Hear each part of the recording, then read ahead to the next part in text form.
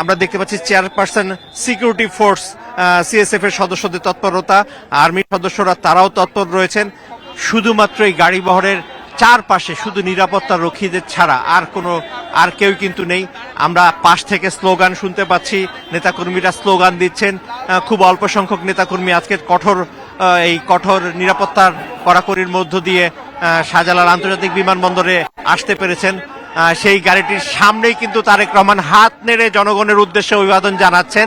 হাত নেড়ে তিনি অভিবাদন জানাচ্ছেন এবং তিনি একদম সেই বাসের সম্মুখ সিটে বসেছেন, সেখান থেকে তিনি হাত নেড়ে অভিবাদন জানাচ্ছেন। সবাইকে হাত নেড়ে তিনি সবার যে অভিবাদনের জবাব দিচ্ছেন তারেক রহমান। কঠোর নিরাপত্তার মধ্য দিয়ে কিন্তু এই তারেক রহমানকে বহনকারী যে বহর এগিয়ে যাচ্ছে। এনজয় শীতের দিন, healthy happy skin, just Vaseline.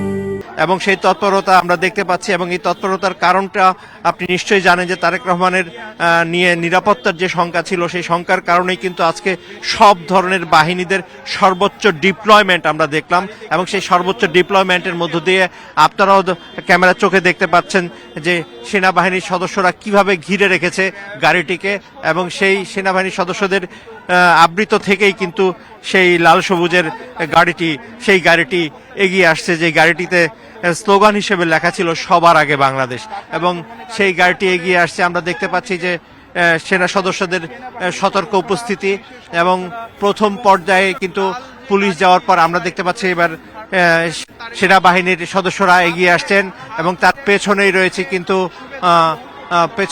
কিন্তু সেই লাল গাড়িটি।